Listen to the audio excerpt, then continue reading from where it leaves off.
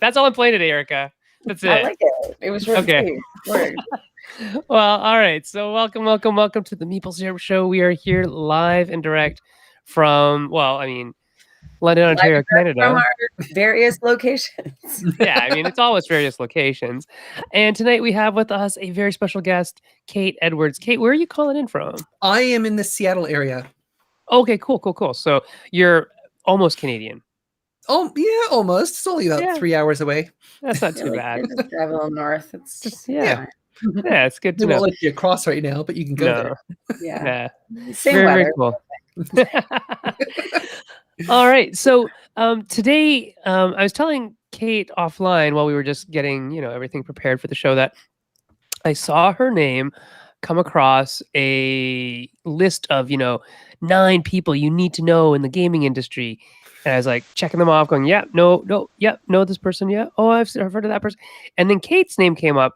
It's like, this is a person that we don't know, but that we need to know because of the very, very interesting thing that you do. So, Kate, can you tell us what it is that you do? Yeah, so there's many things I do actually, but the thing I think a lot of people, they either know me for my work as a geographer in the game industry, which I do culturalization work. So I basically help game developers adapt their content for global markets and make sure that their ideas are going to work.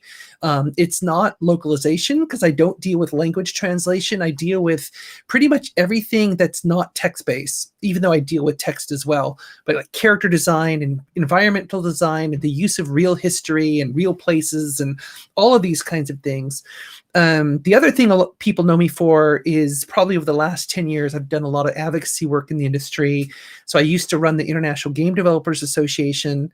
I was the executive director for 5 years, and I'm currently the executive director of the Global Game Jam, which is the world's largest game creation event. Right. So you do a lot of stuff. Yeah. That's excellent. I'm busy. You are totally busy. And I mean, it's a sort of this industry where you can do all this stuff and still have time to, do other stuff too, like make new games and help other people make their games. So it's a really cool industry to be a part of. Can you tell us how you got started in the gaming industry? Yeah, so I'm one of those people where my journey is, well, for 2 reasons. One, because I'm in my mid-50s. So back when I was, going to school, even back in my college days, there were not any formal game design programs or game development programs back then. But at the same time, I didn't aspire to go into games either. I didn't really see it as a career path, even though I've always loved games. My first game was Pong. That's how old I am. So I remember when the Pong console showed up at the store, and I think I was like 7 or 8 years old. And from there, like my whole generation, all my friends, all of us, like life completely changed. And when I was going to high school in the early 80s, it was the golden era of the arcade. So, without smartphones and social networks, that was the entire center of our social fabric was being at the arcade. And it was awesome. It was a really fun time. So I originally wanted to be an astronaut. Then I decided not to be, even though I would go into space in a heartbeat. I decided I wanted to use my artistic skills and be a conceptual artist for Lucasfilm because I wanted to work on Star Wars really, really bad. Who doesn't? Yeah, I know. So I did industrial design for a couple of years, but then I switched to geography just because I always have loved maps and travel and culture and all of those things. Plus, I could still use my artistic skills in cartography.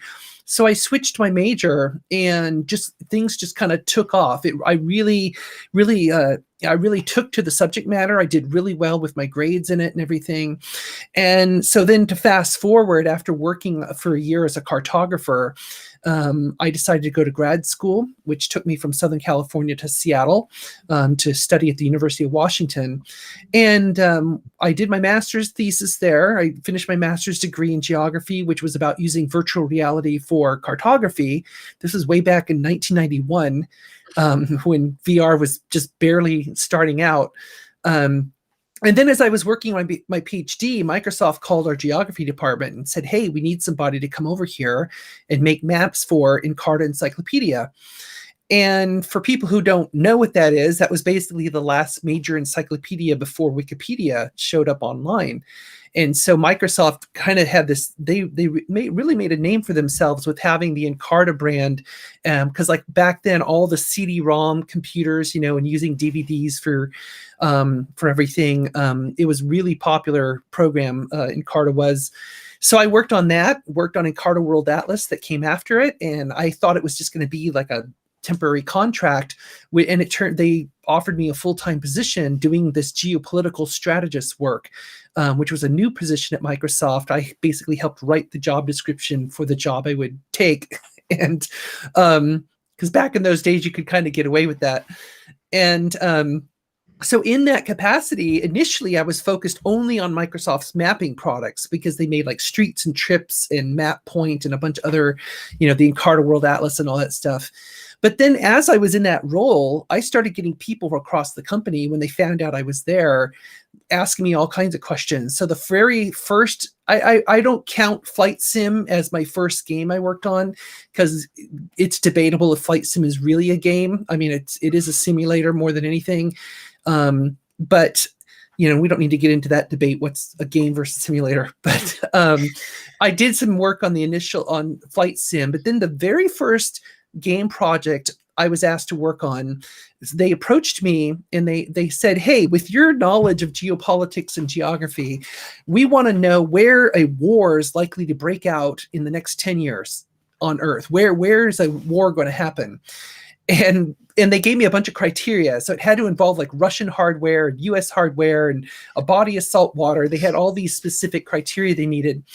And so I said, okay, I'll get back to you. And a couple weeks later, I gave them a few scenarios. And there was one in particular that I was highly recommending for them, which was the Caucasus region.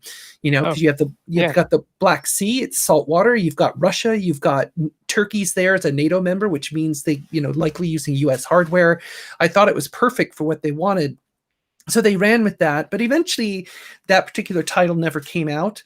Aww. But then 3 years later, Russia actually rolled its tanks into Georgia and started a minor war. So it's one of those things where it sucks to be right. Yeah, you're like, called it. Yeah, it's like crystal ball, a little bit of a crystal ball. Yeah. There. But for me, it was I'm just using the knowledge I have. And that kind of started this process where more of the games people were coming to me informally, and I was working on, informally working on Age of Empires and a bunch of other stuff that was in development at the time.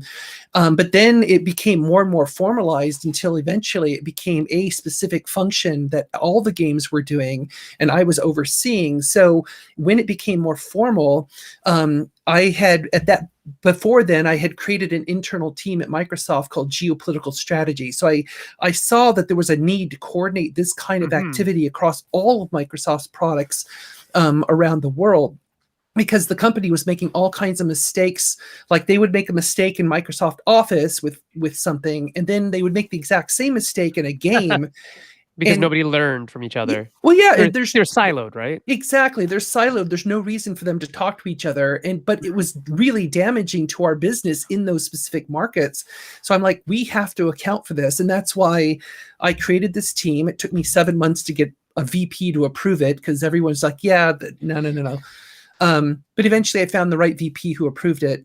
And so in that capacity now, that was my whole job, was doing what I now call culturalization work. I was doing this on all Microsoft's products, and that included all the games. So that's when I worked.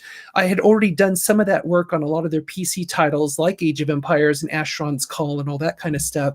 But then as the Xbox was getting on its feet, I started working on all of that stuff as well. So the Fables, Halos, Forzas, all of that stuff I worked on. And that's when I knew when I was doing the culturalization work on games, that's when I was like, Eureka, I found it. This is my calling. I love everything about this work because it brings everything I enjoy together. It brings games, it brings kind of that geekness, it brings geography and culture. So I was super, super fortunate to basically almost accidentally create the job that I love. Did you create a field for yourself? Like It literally? kind of sounds like it too. I kind of did. In hindsight, I did. I've had a lot of people call me, you pioneered game culturalization, and if they want to call me that, that's great. I'm honored to be called that. But it's I don't know anyone who had been doing this at all. Yeah. And since that time, there are more and more people who are doing it sort of not quite the same way I do it, but there's certainly more people doing it now in some capacity than there was when I started out. Well, yeah, I mean, it's a billion dollar business in terms Yeah. of video game, just video games, not anything else. You don't even get 3 chances. There's and I think that's very, very important to make the distinction between culturalization and localization. Localization being Mhm. just like the language and that's about it. And then culturalization being like, hey, you're making a mistake. Or hey, you probably don't want the text to read that way or Mhm. whatever it is. Believe in that. So what do you like? I mean, it's always a fun example is Disney, right? Whenever they Oh, try to yes. a new place where it's like, by the way, none of the mythology works, so try Yeah. again. Well, I mean, I can give you a few examples just to Sure. illustrate because, and granted, some localization people would argue with me that culturalization is actually localization, whatever. I once wrote a paper for an academic journal on localization, and I asserted that I felt that localization is actually a subset of culturalization because because localization primarily focuses on language and text, whereas culturalization is kind of everything. Mhm. And the editors of this academic journal pushed back and said, I think you want to change that because people are going to argue with that. And I'm like, I thought this is an academic journal where I can speak my mind. This is my Isn't that the point? Was Yeah. it reviewer 2? Did reviewer 2 come down hard on you? Yeah. It's always reviewer 2. No. But basically, yeah, they eventually printed it the way I wanted it. And Oh, good. so for example, there's Age of Empires, Mhm. really great example because it's dealing with real world history. And back in the original Age of Empires, which came out in 97, we had a scenario in the game where it was taken from the Middle Ages, where you're playing as the Chosun Empire in Korea and you're invaded by the Japanese. And that's what historians tell us really happened. And the Japanese invasion was pretty overwhelming and it almost wiped out the Chosun Empire. So as a player, it's a really challenging scenario. And they thought, this is great. This is almost like a Custer's Last Stand kind of thing. So when the game was released, the Korean Ministry of Information pushed back and said that scenario never happened. We were not overrun by the Japanese. And we're like, okay. So what are we supposed to do?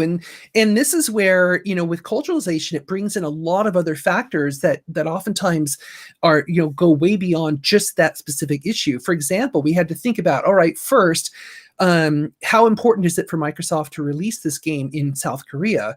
Well, we know it's kind of obvious that from market research that South Korea is a very important gaming market. Yep. We also knew from market research that real-time strategy games like Age of Empire are very, very popular. Huge. Because 1 year later, StarCraft came out, which became a national phenomenon in Korea.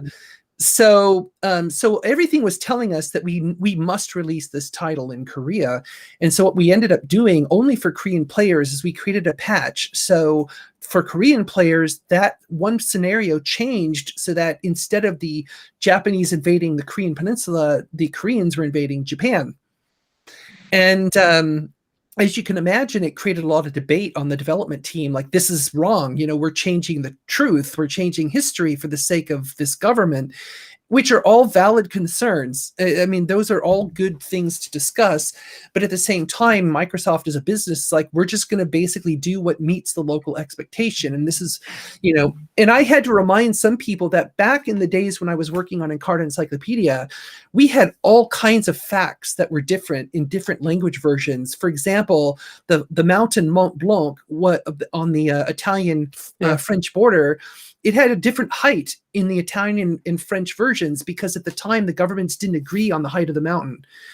by like a few centimeters. That was the only difference. But because encyclopedias have to follow the local educational standard, whatever that standard is, you have to conform to the standard because that's what they teach their kids. Yeah, it's a product, right? It's not the exactly. It's different than the universal truth, right? Exactly, and that's a difficult thing for some creators to wrap their heads around. And with Age of Empires, I think it was an easy argument because I'm like, there is nothing in Age of Empires that is completely historically accurate. Right. It's all it's like based on. Yeah, it's a generalization that is used to fuel really engaging gameplay and battle gameplay, and all of the battles in Age of Empires are certainly based on reality, but none of them are exactly the way it happened. Right? Yeah, it's not. It's like verging on simulation, but it's not simulationist, right? Exactly. It's very interesting that you bring up that because I was in an embroiled argument maybe a month ago about the Sea of Japan. Oh, the East Sea of Japan. Oh, it was the worst argument ever. Oh, well, yeah. Just because, I mean, as a cultural consultant for Asian things, a lot of times people just like, so what do you think about this? And it's like, well, I mean, what's the product? Who's it for? And it was for a role-playing game. So who are the characters in the role-playing game supposed to be? And it was, set in like roughly feudal Japan. It's like, well, they're going to call it the Sea of Japan. And they said, yeah, but that's going to really upset the Koreans. It's like, well, it also, we don't call it at the time. Well, yes and no. See, it's called different things but the three countries that surround it, it's called a different thing. Well, I mean, that's true. Like literally countries are called different things by countries that surround them. So what name are you going to use? Well, you're exactly right. And that's why, a big, I would say about 25% of my work, ever since I left Microsoft in 2005, about 25% of my work remains outside the game industry. So I still do a lot of kind of hardcore geopolitics and cartographic consulting. Yeah. My first big client after leaving Microsoft was Google, because all of that attention that had been on Microsoft for Encarta and Encarta World Atlas getting, harassed by governments and people saying, no, your map is incorrect. All of that shifted to Google Maps and Google Earth, because now they were wearing the mantle of the new mapping product. And so I helped Google create their geopolitical team like I did at Microsoft, and help them figure out a strategy for what we call domain tailoring, so that if you go to the different internet domains, Google Maps will change according to the local law and or the local expectation. So like, Islas Malvinas for Falkland Islands in Argentina, and it'll be Dokdo, not Takashima, for the islands in the middle of the EC or Sea of Japan, however you want to call it. Exactly. And those are super complicated issues. I mean, they're really messy. They're massive like 400 years of history at least. Oh, right? Yeah. And then, geopolitics and ownership at time of, and, there was a time when it was all just, it was based on one, like, missionary's map, that kind of thing. Exactly. In China. And then that all led to what the world sort of looks like now. And so it's this really weird projection.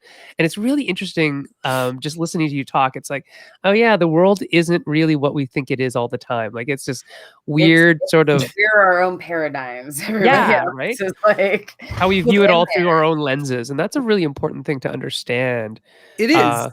Yeah. And that's really what a lot of my work comes down to. And I have a chart that I use in some of my culturalization lectures where I show that basically you have your game world that you're creating, and you're staying true to a creative vision, which you should do.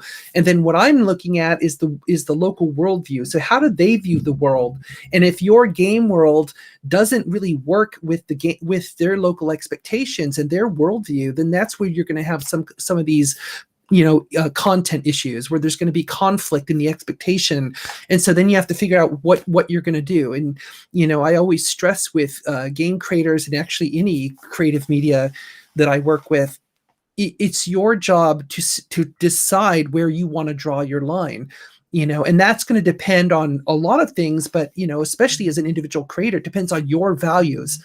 Where do you want to draw the line with your creative vision, which also means that you might draw a line that means you're going to have less access to certain markets in the world, but you'll stay closer to the original creative vision. And there is no right answer to this. I mean, it's basically, it comes down to this. And I mean, I even at one point when I was working at Microsoft, I asked Bill Gates, who's the moral compass of Microsoft, because I wanted to know, for example, if Microsoft was put in a position of having to decide, like, we're going to show Taiwan as an independent country versus showing it as fully integrated with China, who makes that decision at Microsoft? And, you know, he kind of laughed and he pointed at me and said, that's your job. And I was like, Bill passed the buck. Wow. I was like, someone's got to do it that gets it, right? And that's the important thing is who gets it. Well, that's part of it, but the real, if you kind of peel back that onion a little bit, well, my first response is I don't think I'm paid enough to be the moral compass of Microsoft. Yeah, you're like, don't blame me. But that exactly was the point. Is if you think about it, if someone visible like Bill Gates or some leader of a company, Zuckerberg, or of course Elon Musk does this all the time, if they make a controversial statement, what happens? The stock plummets, people get pissed off, the shareholders are angry. So he can't make that kind of decision without affecting the livelihood of many, many people, versus if I make that decision, who am I? They quietly eject me out the airlock and just say, yeah, some employee made a bad choice and it's been rectified. They will never do that again. Yeah, like, they're not here anymore. Yeah. Fortunately, that never happened to me, but yeah, it's I understand why they have to be really careful about it. And plus, a lot of companies are in conflict over this thing because obviously they want to maximize the geographic distribution of their products. They want them to go everywhere. And so oftentimes businesses are very quick to change anything and everything to accommodate that local worldview. But oftentimes that comes into conflict with the worldviews around it. So they say, well, we're willing to do this change to our product for China, but no, we're not going to do it for Korea and Japan. Well, what do you think they're going to think about that? They're going to be pretty pissed off. Yeah, it's such a weird thing. And now, I mean, living in Canada, like Eric and I do, we often get that sort of thing. With Trudeau being, always kowtowing to the Chinese and things like that. It's like, is he really? I don't know about that.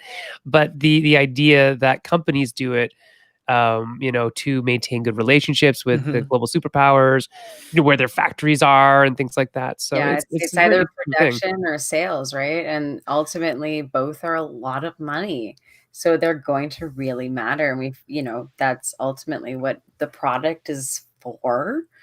Right. So it's that hard reality line of, that someone needs to buy it and they don't believe this. So what are you going to do?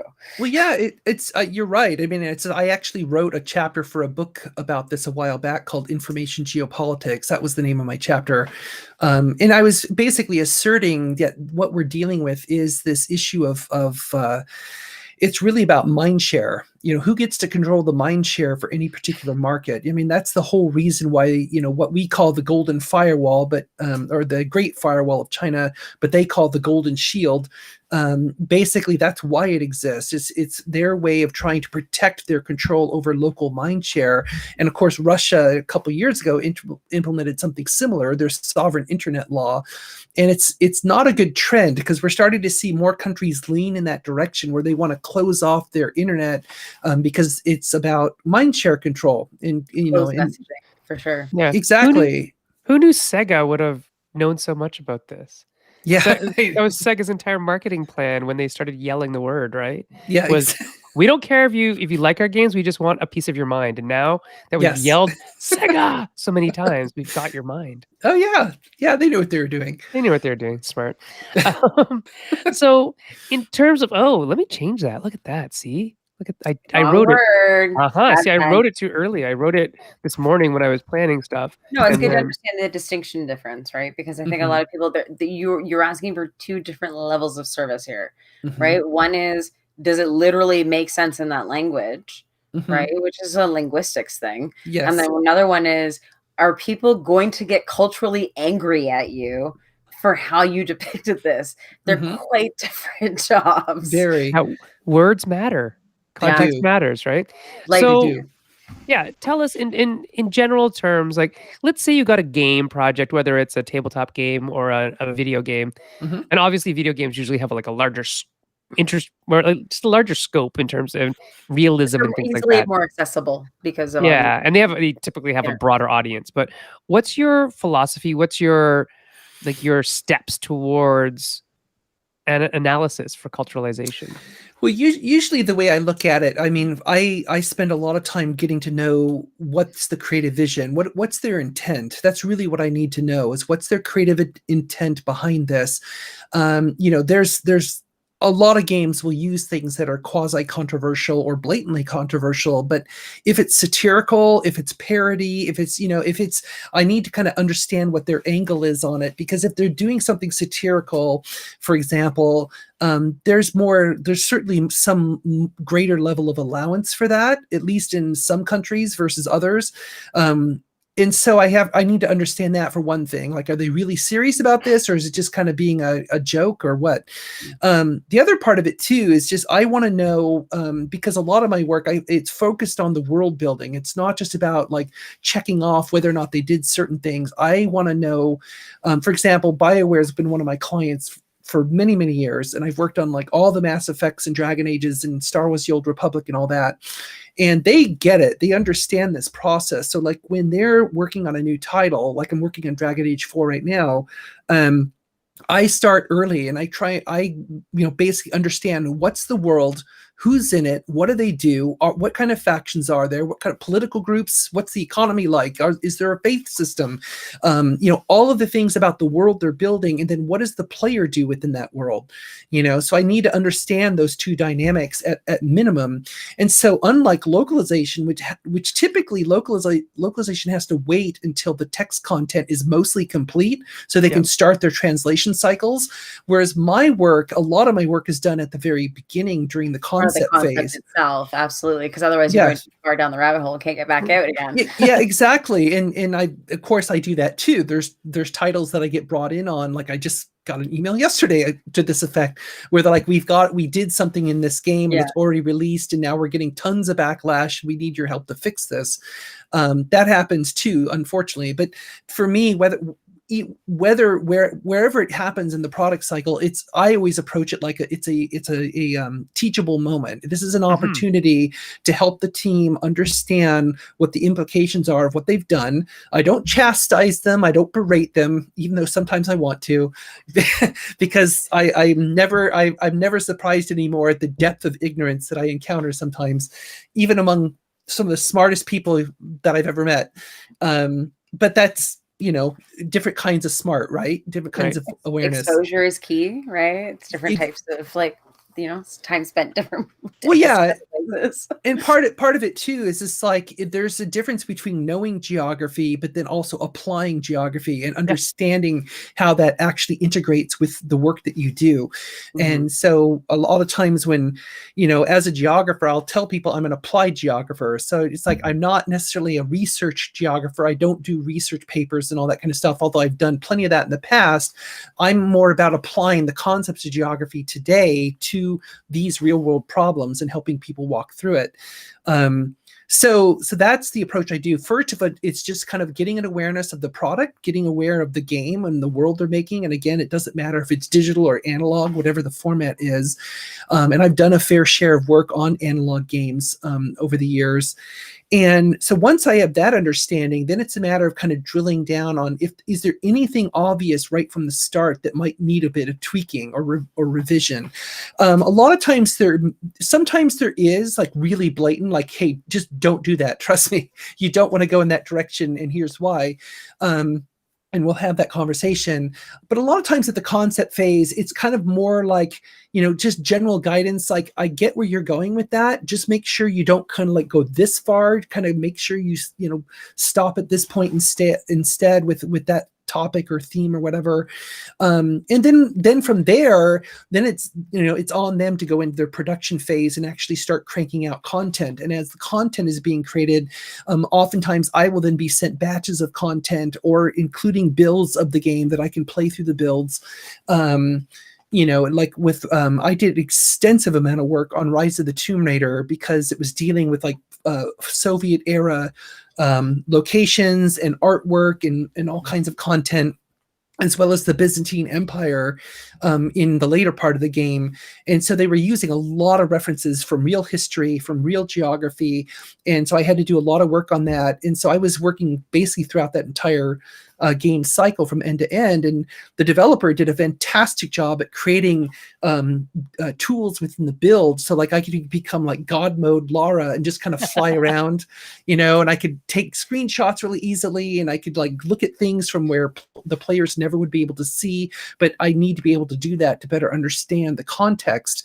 And because part of a lot of these issues, it's one thing to have an issue in a game. The other part is, can the player discover it? So the discoverability is really important.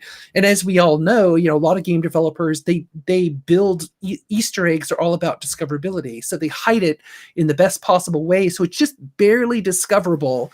And that's generally fine, but unless some developers, like which will remain nameless, that I've worked with, where they slip in some pretty damn controversial content in an Easter egg, and they really shouldn't have done that, especially when they do it literally the night that the gold master of the final game is being created, because they know nobody's going to check it at 1 a.m. Right.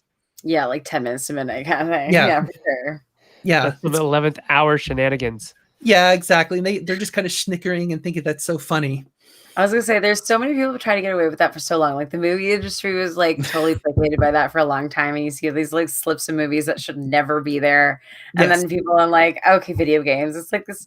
I mean, it doesn't matter when or where. There's always someone who thinks they're more clever than everybody else. I know.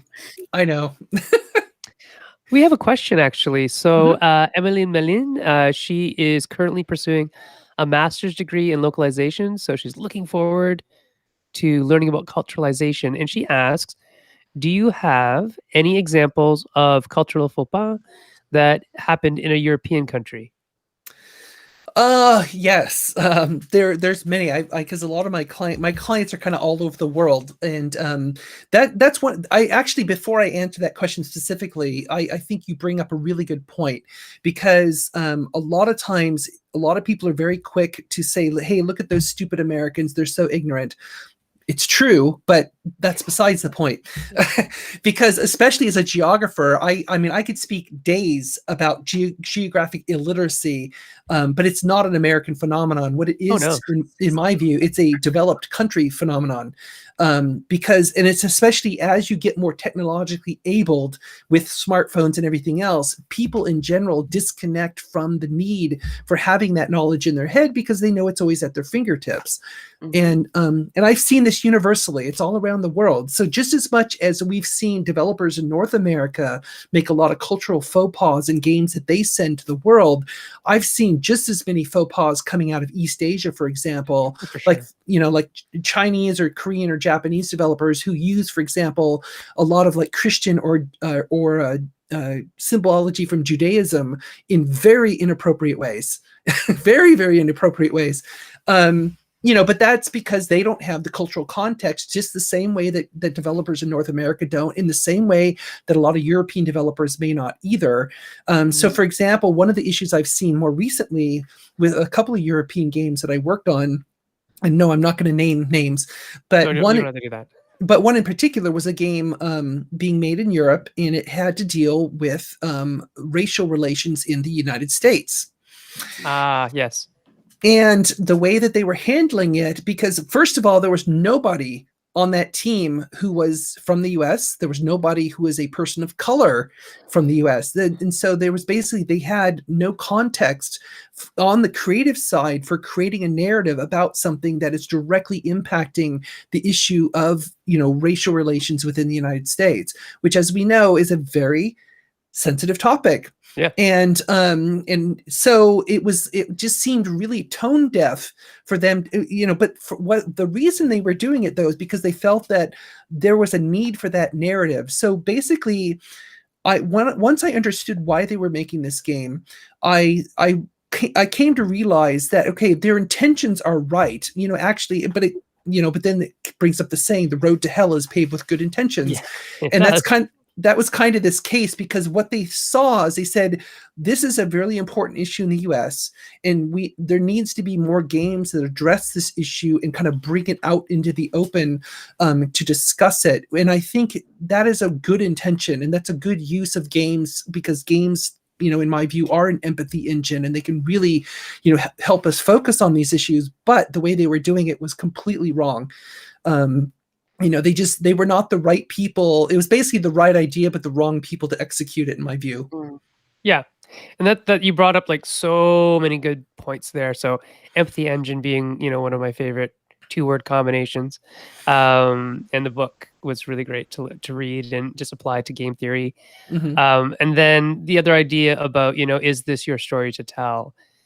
Is really, really powerful, and really something that I'd love more game designers to like just sit with that idea and think, is that really your story to tell? And if not, why do you want to tell it? And because it's okay to tell stories that aren't of your people. Oh yeah. It's just, well, why do you want to do that? And that goes to intent. And then after that, it's all about execution, right? And yes, you can have a real flat-footed execution of something, and you're going to come off really poorly, no matter what your intentions were, right? Exactly. Well, like one of the games I did a little bit of consulting on was Never Alone, which is the game about the young Inuit girl with her little snow fox, and they're going through the landscape of northern Canada. In that game, I mean, it's just a tremendously cool game in my view, and it's a great example of doing that correctly. So it's like the team who wanted to make this story, they partnered directly with the tribal groups in northern Canada. So it was a direct partnership in the creation of that game. They weren't just advising like over their shoulder. They were actually part of the development process. And I thought that's the right way to do it. That's to really bring that story to life. And the team on the non-Inuit side of the team, they were basically just committed to like, we'll follow your lead. You tell us what the story is, and we'll basically construct this, for you, and tell the story the way it should be told, including using the Inuit language in the game. And I thought they just did. It was a great execution.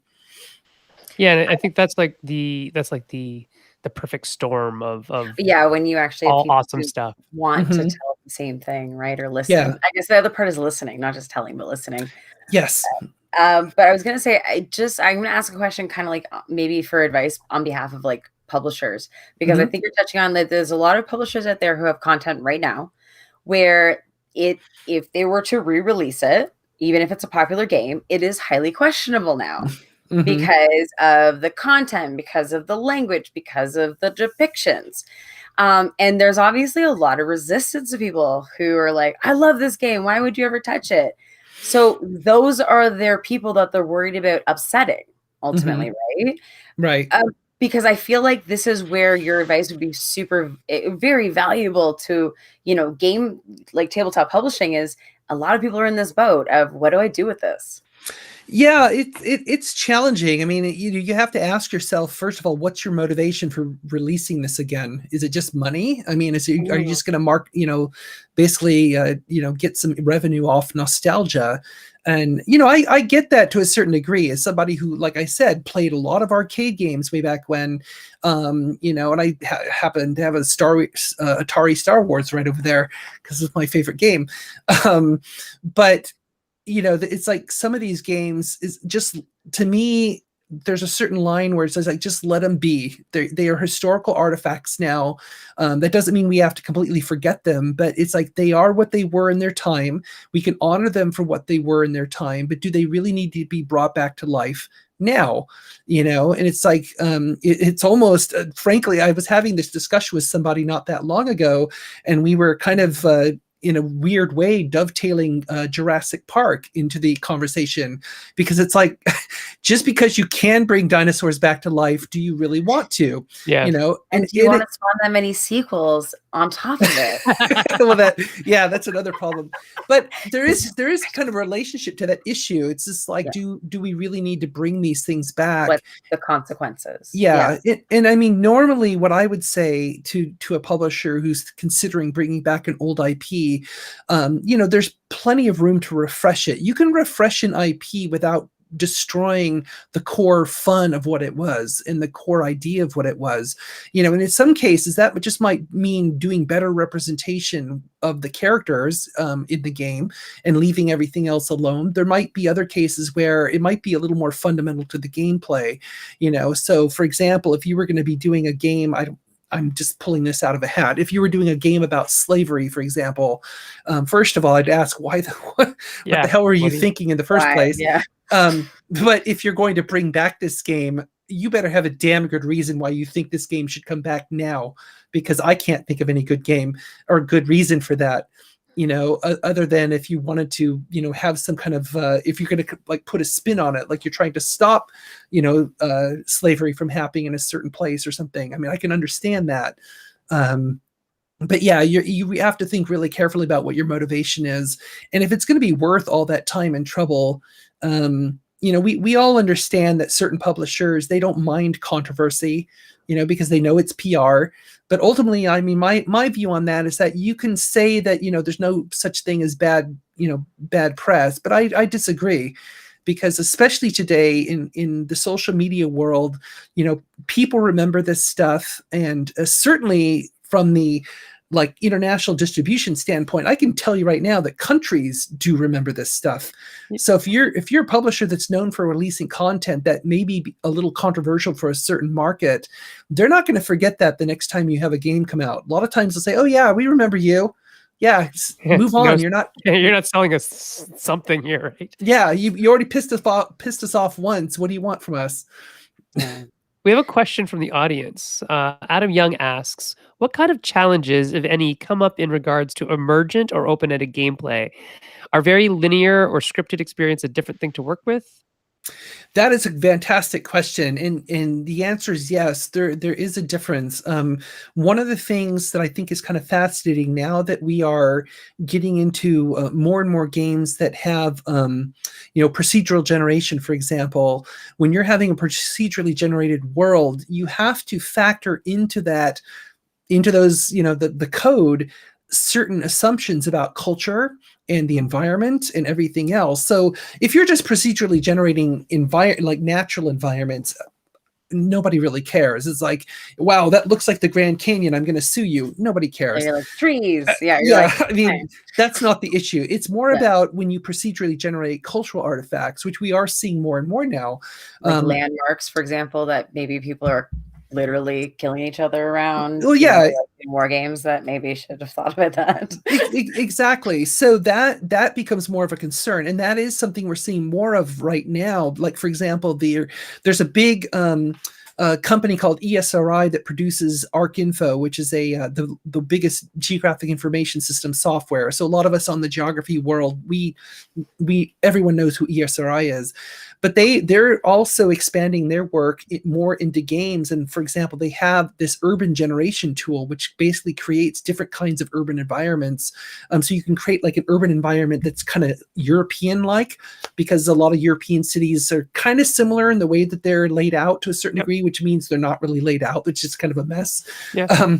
Versus a lot of like North American cities, which are kind of more on the grid system because they're a lot bigger. Newer. There's space. Well, yeah, exactly. There was space to actually do that. So it's kind of fascinating that this tool, you can basically select kind of what's the flavor of urban area you want, and then it just will procedurally generate these cities and urban environments, and with different, historical backgrounds too. So that's super cool. But obviously, in order to do that, they've had to build in a ton of assumptions about what that looks like. And of course, my first question to them when I found out about this, like, how about Asian cities? No, we haven't done that yet. We haven't done. Well, yeah, that too. It's just like, it's going to look like a Chinese city versus Japanese city, or.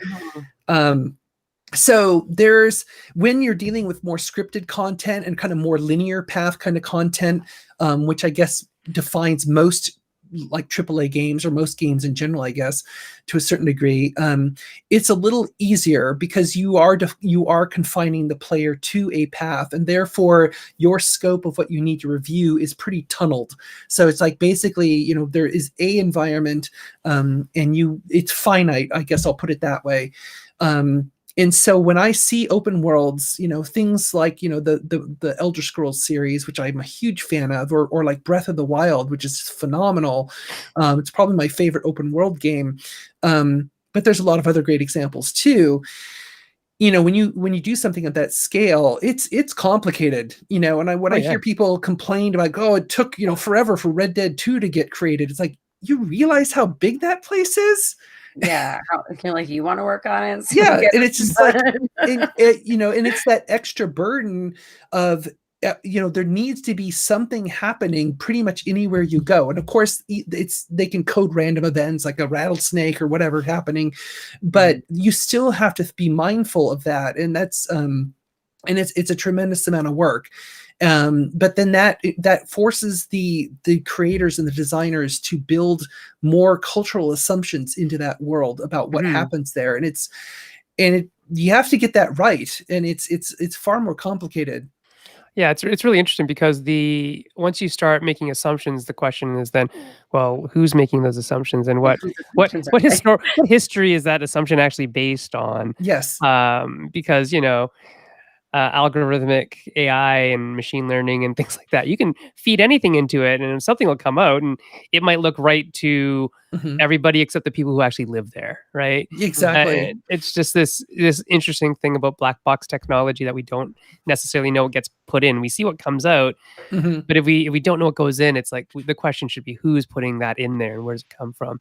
Yeah. Well, it kind of relates also to the issue of allegory, because we use a tremendous amount of allegory in games. Well, like a lot of Yes. creative media does, and I think allegory is extremely powerful. It's great. Some I still look back. I mean, my childhood when I saw like the original Star Trek show, or the old, the original Rod Serling Twilight Zones. Back in that era of television, they could not deal with a lot of these issues like racism and the Cold War. They couldn't deal with it blatantly because it wasn't allowed, and so they used allegory just like unlike, in my view, any time since. It was so good. I mean, like Star Trek dealt with racism and all kinds of issues in Star Trek without ever really dealing with it, because they had to kind of skirt around it in some way. And I see a lot of games that use allegory, which I think is fantastic. Like for example, working on the Dragon Age series, I thought it was really brilliant how they took the elves, who in most fantasy works are kind of The good guys. the good guys, Yeah. high, and they flipped it on its head for Dragon Age, and there's a whole kind of undercurrent of conversation about immigration and what that looks like, and dealing with people who are immigrants or from another culture that are seen as lower. And I thought that was really fascinating, and that's obviously a whole allegorical structure there that they built into the game. And I love when that happens. The challenge with that, because a lot of the creative, the narratives, the environments, the characters, all of that often leverage allegory, but they sometimes lack what I call allegorical distance. So when a player is able to perceive the inspiration for the allegory, that's when you didn't have enough distance. It's So too on like, the nose. well, yeah, so if they're looking at an event that happens, like this has happened on some games I worked on, where they take a fantasy world, but they leverage a real world battle, for example, and then they take basically the entire structure of that real world battle, like from World War II or whatever, and they put it into the fantasy environment. And if they make it a little too obvious, It's too it's like, recognizable. yeah, exactly. And people say, wait a minute, this is the Battle of Iwo Jima, but it's just with elves and orcs. Like, what? They're like, Yeah. what the heck?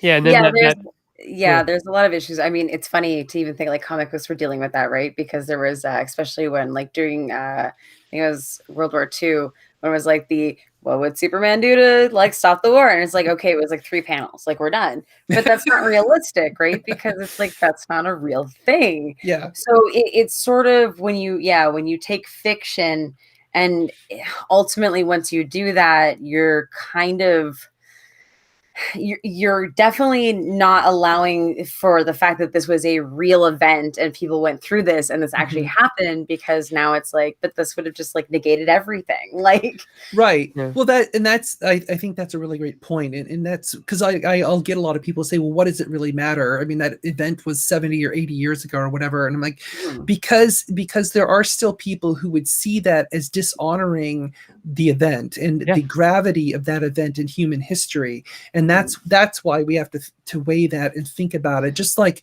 right now we're dealing with the re-release of this game 6 Days from Fallujah, which covers the Battle of Fallujah in 2004 in Iraq, which was pretty controversial.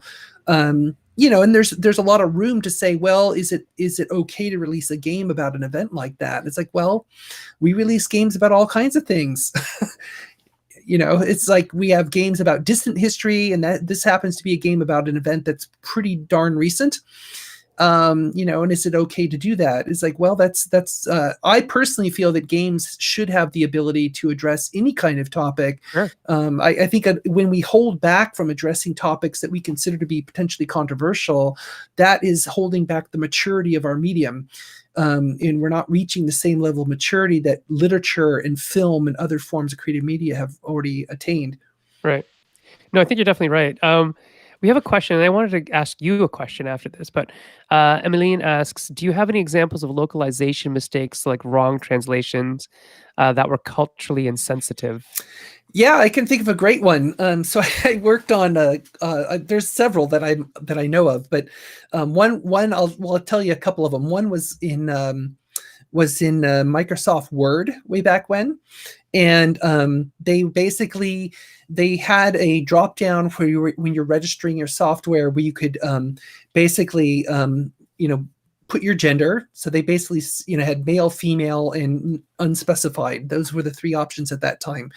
And so what they did in Spanish, they didn't use the word mujer. They used a different word that basically means a female dog.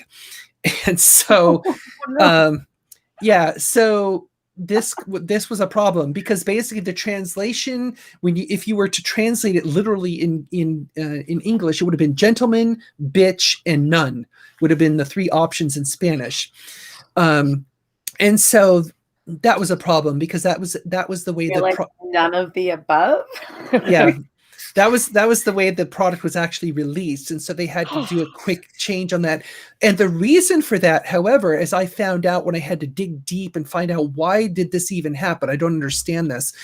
The reason is because across Latin America, in different countries, that term, the bitch term in Spanish, in some countries, it's okay. It's okay to use that in reference to a woman, a human woman. In other countries, it's not. Whereas if you say mujer, that basically is universally okay. That's the word they should have used. Because, like, for example, at the time, I had somebody working for me on my team from Nicaragua, and she's like, I don't really think this is a problem. We've used this term. Whereas I think it was in Colombia or Venezuela, when we checked with our offices there, they're like, no, you never use that term ever. You're joking, right? Yeah. But then another translation blunder that happened on Call of Duty Modern Warfare, which I worked on, because I worked on that with the whole infamous scene with the Russian airport, where you go in and kill civilians, which I thought was just a really unnecessary level to play. The best I could do from my side of advisement was to get those warnings before you start the level. But I really didn't think there was much use for that level in the game as far as forwarding the narrative.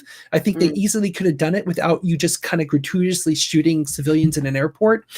But in the Japanese version, so when they did the translation of that level for Japan, right before you're going up in the elevator and the doors are going to open and you go out into the airport and you start shooting civilians. And in what they tell you in the English version, they say, remember, no Russian. And what they mean is that don't speak Russian, because they don't want you to know, they don't want people to know that you're Russian. And in the Japanese version, they mistranslated it to say, it basically said, remember, kill only Russians. is what it came out. It's instead. Oh, And so like that, which ones are those? yeah, that's a big difference in meaning. yeah. And so obviously some people in Russia were not very happy about that. It's like, what? Wait, what what are you talking about? Why Well, do the Japanese want to kill us now? Yeah. yeah, well, first of all, it kind of begs the question, how are they going to know they're Russian or not? I don't know. Yeah, that's not like which ones are Russians? Like, like they all wear a flag on their... generalize now on killing people. What's happening? What kind of game is this? Yeah. So anyway, there's been many examples of localization errors, but that's one for sure that I remember. So the question I actually wanted to ask you, and if you don't want to answer, that's okay. It's not necessarily really touchy or anything, but when I'm listening to you talk, I'm thinking, oh, if anybody else heard her talk, they would say she's a social justice warrior. Proudly. Right? And I think you kind of are, but you also have all the geopolitical facts to back it up, which I think really lends credence to what you're saying. It's like, I'm nodding along and I don't know as much about geography and geopolitics, and almost nothing about geopolitics, but I'm like, okay, I get what you're saying. I get what you're saying. Yes, I agree with that. And I'm just wondering, like, all the stuff that you're saying makes total sense to me as just somebody who listens and is empathetic towards other people and other cultures. Yes. But then there's more than that, though. Like, there's actually like hard facts, like current and then historical data to back it up, and the geopolitical relations between the different factions in different locations. So, I mean, it just, my question really is not about you being that, but are people who aren't just like really just not looking at the facts? Yeah, I think so. I mean, it's difficult today because, the world that we're living in now with this kind of knee-jerk reaction to everything, I wish more people would just take a breath and just dig a little bit into the facts, dig a little bit deeper, and don't just rely on memes. Don't just rely on, well, someone tweeted this, so that must be right. It's like, well, how do you know? It's just like, and I'm not saying people don't have a reason to take up a cause. I mean, we all hopefully have some cause that we feel is worth fighting for. And it's like, when I first started this work way back when, the premise that I was doing this work was all based on respect for the local player, respect for the local person. I want to respect who they are as a human being. I want to respect their culture. I want to, basically understand who they are and do my best to make sure that what we're giving to them respects who they are. That was really my whole point. And it's actually one of the key reasons I went into geography, just because I'm so fascinated with difference and with cultures around the world. There's nothing better to me than just discovery, than going someplace new and learning about a culture and meeting cool people in that culture and just trying to understand their worldview, basically. And so I quickly learned, though, especially in the context of being somewhere like Microsoft, that just saying that you're doing this to respect the customer, a lot of people say, well, yeah, that's good, but we're here to make money. We're not here just to make customers happy, although we want them to be happy, but ultimately we need to build revenue. And so I had to learn, especially after I left Microsoft, because I kept using this argument, like, well, I'm just trying to help respect the customer. Like, well, what does that mean to my business? Right. I mean, we feel we already do that, so why do we need you? And so I had to pivot, and I basically came up with this argument where, well, it's not an argument. It basically, the phrase that I use for them is, I say, I maximize your global reach. And so they're like, well, oh, and so I kind of got to that point by listening to myself talk about my work when I meet somebody, like at a conference or something. And so maximize your global reach was the phrase that kind of had that spark in their eye, and they're like, oh, how do you do that exactly? I'm like, I'm glad you asked. Let me explain. Right. And, by making sure that the content can be as compatible as possible with as many cultures as possible, you maximize your global reach, and therefore you naturally maximize your revenue on top of that. But the maximizing your reach means respecting the customer and respecting who they are. And all of this is done based on the knowledge I have as a geographer and my work in cross-cultural issues and geopolitics. So I'm not doing this on a whim. I'm doing it based on my understanding and the fact that I've also been very fortunate to travel all over the world. I was even in Iran a couple years ago, and it was a phenomenal experience. And the longer I was there, the angrier I got at the way Iran is portrayed in the Western media. Right. I just was getting so pissed off because, yeah, we can talk about the governments. The governments are a different issue, but people just they broad brush that and speak about Iranian people. It's just like, well, yeah, I mean, that's just as unfair as people broad brushing all Americans as being the same. Yeah. And it's even worse with Iran. I mean, like, well, it is. If you've ever seen pictures from like, just maybe 70 years ago. Yeah, exactly. Yeah. So anyway, I'm sorry, this is a long-winded answer, but no, it's great. But it's like the social justice part. I mean, part of me proudly wears that badge because I was running the International Game Developers Association during Gamergate. And so I was one of the primary targets of that crowd. And I dealt with death threats and harassment for over 2 years from that crowd. And I was in touch with the FBI on a frequent basis because of it. And I had all kinds of people calling me all kinds of names, including SJW, but I embrace that because I think there's a certain value to me. What social justice means is that you believe that things should change. And I don't care what that might be particularly, but it's like if you believe there's a cause that you're willing to get behind, then there's some aspect of being a social justice warrior in you. And there's nothing wrong with that. And to me, this idea that I'm just trying to help games better respect the local players, I guess some people could see that as that sounds like an SJW kind of crusade. And if it is, that's cool. I have no problem with that. I just think it's the right thing to do, frankly. Can you tell me just quickly if you know of any company that has hired you that's gone broke? I mean, like, you don't have to name names, but has there been anybody? Or are they all like making money hand over fist because of the work you do? I don't know any of them that have gone broke. No.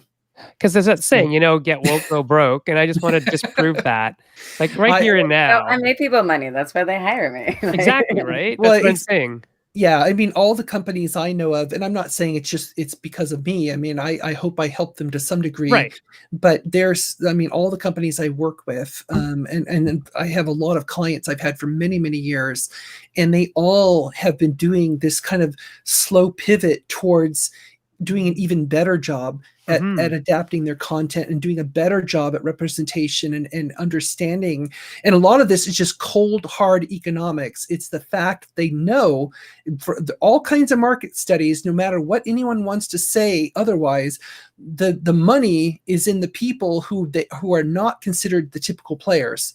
So, when I tell people still in the public that there's more 30 to 40 something women who play games than teen males, I still get a lot of people who just think I'm lying.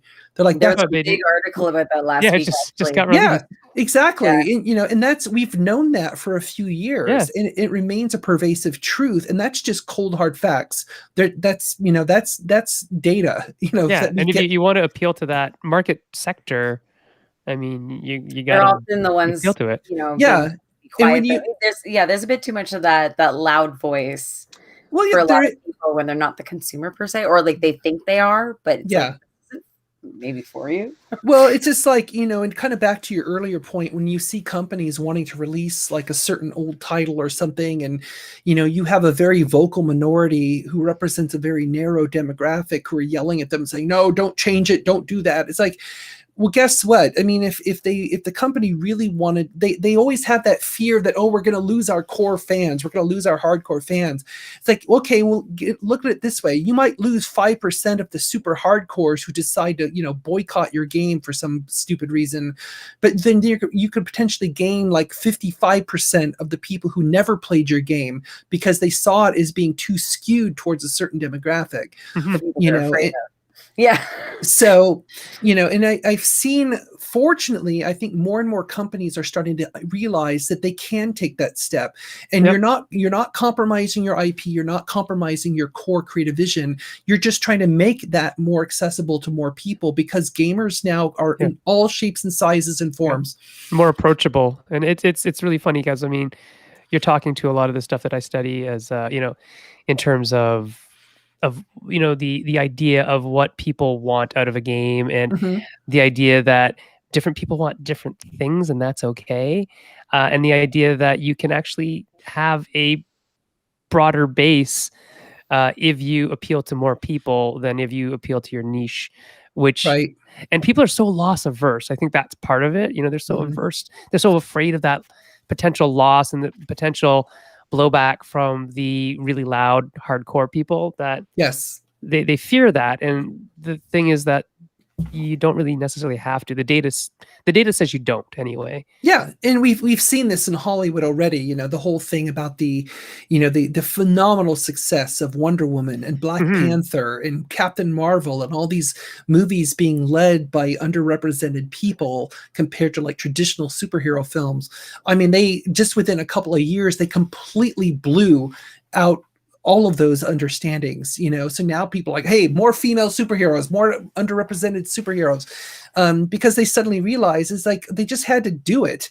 You know, it's just like it's not rocket science. You have to make a conscious decision to do it. That's the it. key. You have to make a conscious decision to change. We have one more question. We have time for one more question, and then I'm going to. Oh, well, I'm going to ask you a couple more. Sorry, we've got you for a little bit longer, if that's okay. Okay. Because I'm going to ask you about set jetters and Game Jam, and then at the very end of all that, you have to do one thing and one thing only, and that is give a final piece of advice to all the designers and all the people who are doing their masters in localization and stuff like that in the audience who want to hear like one more piece of advice from you. So that's at the very end, okay? Okay. But before we get there, the question from Emeline again is, how do you conduct your research for a client that wants his or her product to be culturally compliant? That's a great question. So what I do, there's several things that I do. Part of it is based on my current understanding of that local market. And, you know, some people, I often get asked, probably the number one question I get asked after I give a culturalization lecture is, how do you know what you know? And part of it, I'll tell them, part of it is the fact that having a background in geography, one of the reasons why I think geography has suited me well for this kind of work is because in geography, it's all about comparative difference by location. And because businesses deal with comparative differences in markets, which is locations, that framework is up there. That's something that we are trained to do. Whereas like a historian, for example, is not too far off, but the axis they use is time. So it's like, oftentimes we'll say in geography, we ask two questions: where is it and why is it there? Whereas in history, they'll say, when was it and why was it then? And so that framework has helped. And then that's part of it. The other part is, having done this work now professionally, I've been in games for just about 28 years. And I've been doing professionally this kind of work for over 30 now.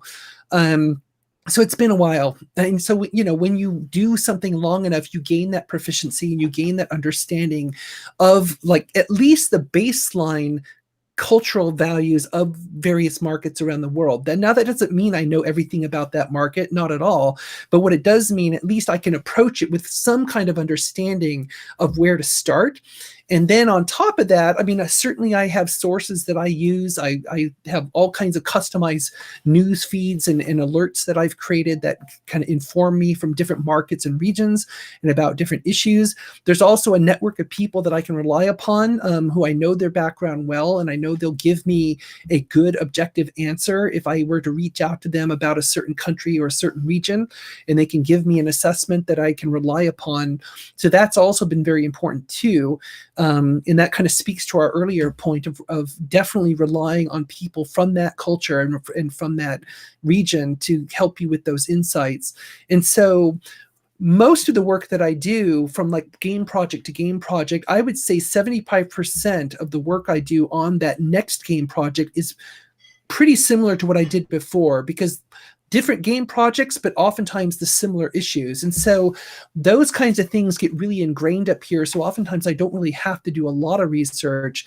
But then one of the reasons I absolutely love my job is because always, at least once or twice on any game project I do have to put my nose down and start doing some research.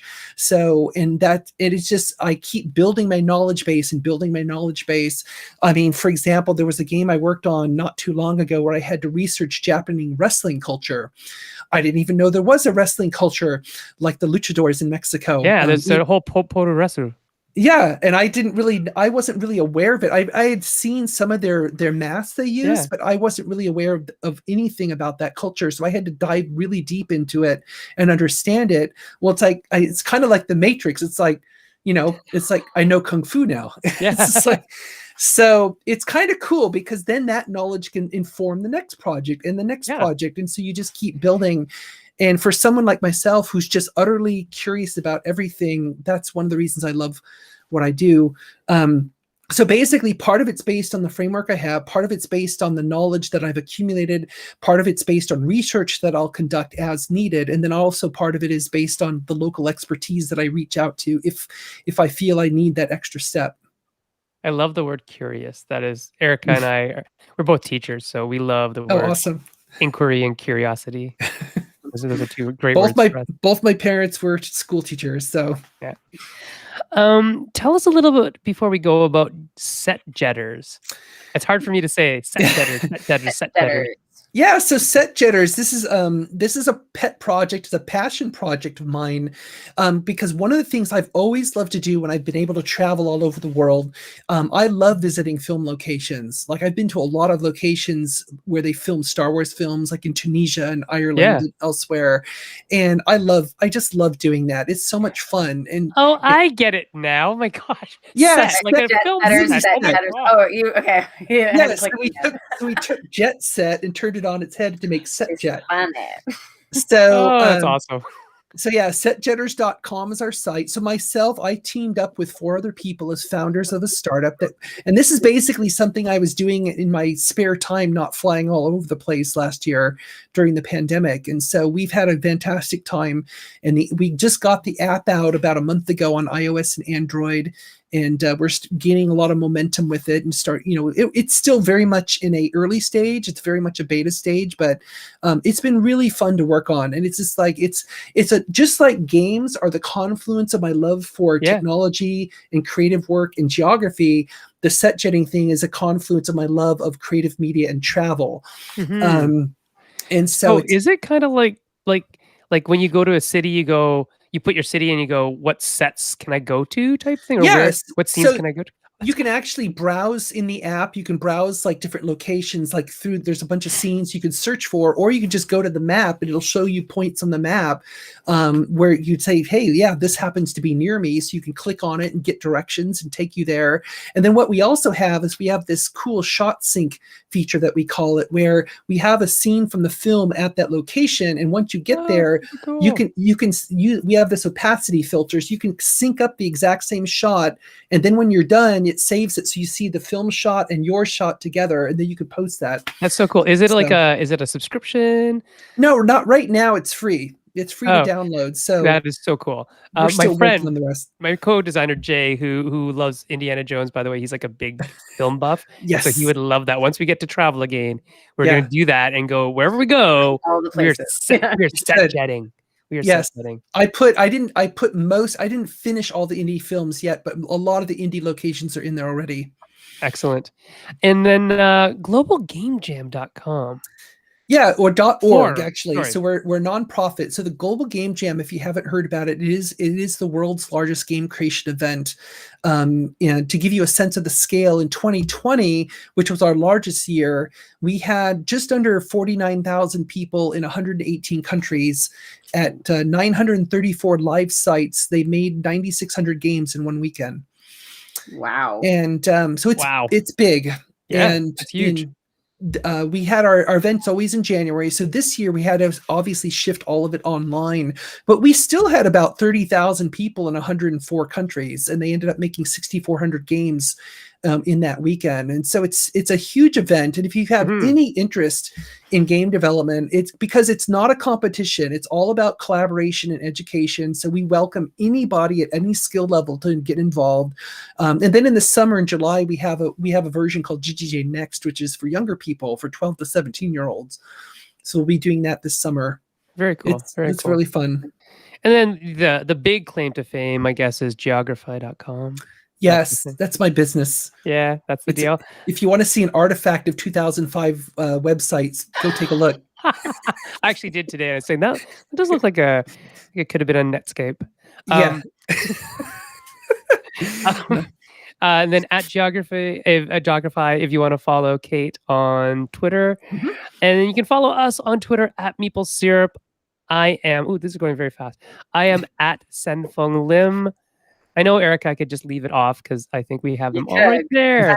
there, but You whatever you can, want. whatever I'm doing. You can find Erica at Erica Buyuris Yeah. and our long lost Jesse Pie. I poked him today. He's doing well. He's just tired. He's just tired. He is at TT Void. If you want to support us, you can reach out at the Patreon, www.patreon.com/meeplesyrup. And just one note for anybody who's watching today, if you want to do a Pakachika presentation, so a 6-minute and 40-second presentation, 20 slides and 20 seconds per slide, we're going to be doing a PachaKuchaCon ending, I guess. Well, the deadline to submit will be in May. So I'll get the hardline date for you. And we're just going to all submit them and put them up on like a Google or a YouTube playlist. And you can watch hours and hours and hours of content about people who are passionate about games, talking about stuff. So if you want to participate, I suggest that you go over to the Meeple Syrup Shop Talk page on Facebook and get the link and sign up for that, and you can spout off for 6 minutes and 40 seconds about the thing you love the most about game design or game playing or game industry, anything. We want to hear from you. And now that brings us to drumroll, please. The final advice from Kate Edwards.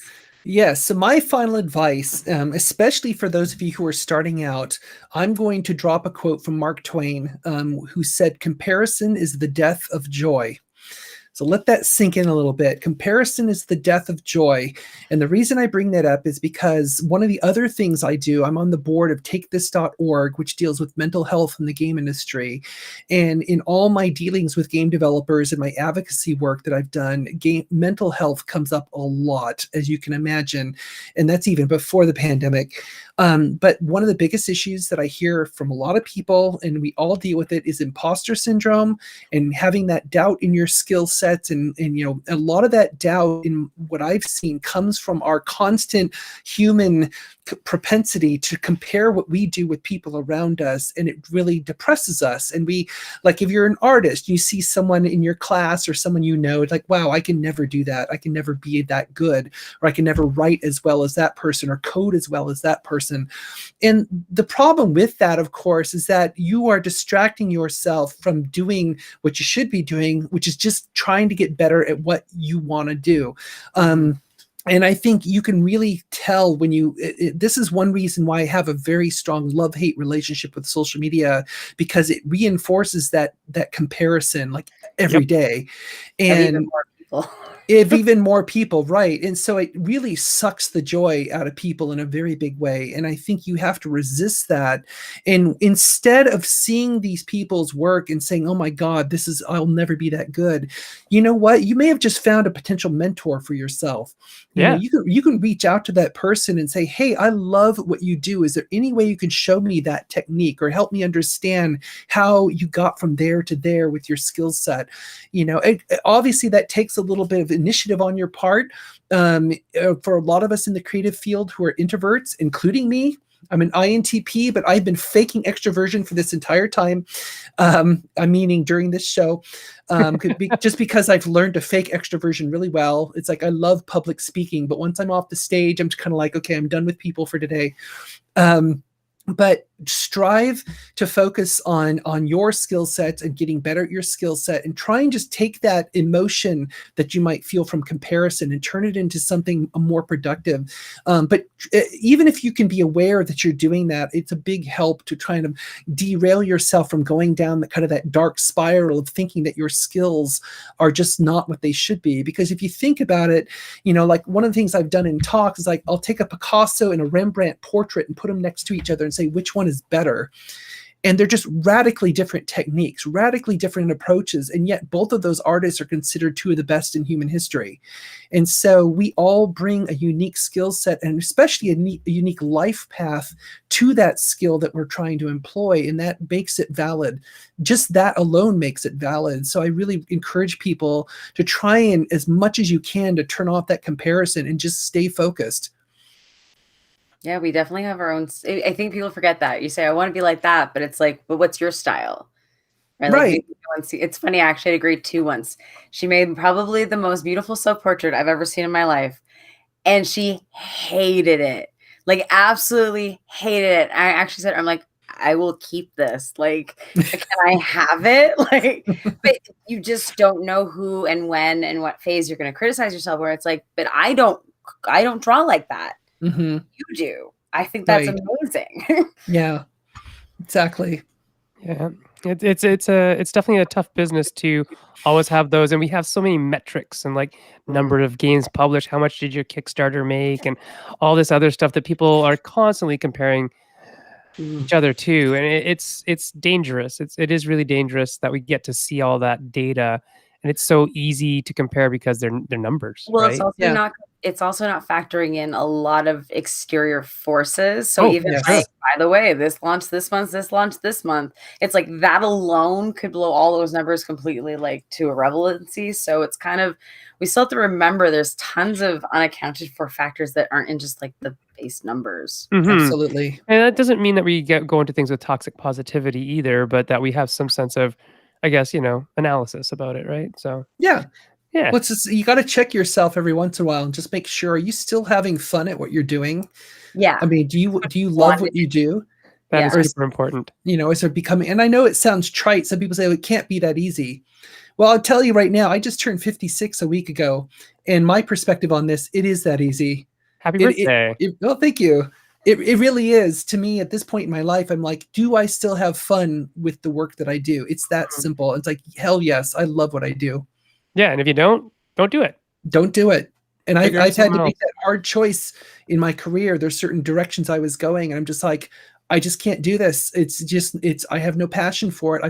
I have to make that painful change. But looking back on those different inflection points I've had, not any regret. I'm so happy that I made that choice. Yeah. Try to live without regrets. I think it's knowing your values and limits, and you won't know any of those until you've sort of experienced it or had to even make the choice. Absolutely. Oh yeah, you got to get put to the grinder just a little bit, right? You have to. The other You're going side. to do something, but you won't actually know until it happens to you. Well, I've actually talked about that I've given lectures about imposter syndrome, and I talk about like Joseph Campbell in The Power of Myth and his books about mythology talk about the supreme ordeal that heroes go through, and I think every one of us is like that. You embrace that adversity as this crucible, and depending on how you embrace it, you come out the other side of it, hopefully empowered and better able to deal with things. And I know that certainly happened with me. Yeah.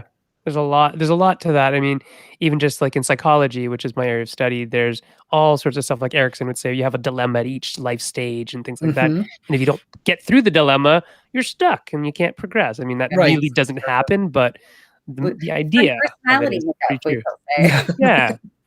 Yeah. So it was super great talking to you. I didn't realize we'd already talked for almost 80 minutes. Wow. That's just how engaging you are, Kate. It was lovely. It was lovely talking to you. I'm so glad that I read that article. Great. Thank you. Random article. Yeah. And I think, we've got a lot of people saying, thank you. It really hit home. Thank you for the advice and a good reminder. Very insightful and unexpectedly inspiring interview. So there you go. Thank you. I'm glad this was super fun. So thank you for asking me. This was fun. It was great. We'll have to have you back sometime. Love to. Yeah. And on that note, let's just see what's happening next week. Next week, we have Bree Goldman coming to the show. She'll be talking about rule books and what makes the perfect rule book. I think that's really important right now. Yeah. Like, really important, especially when you're teaching it to you. Right. Used to. Excellent. Cool. We'll talk to you all later, and we'll see you soon. Thanks again to Kate for coming. It was great to meet you. See y'all later. Likewise.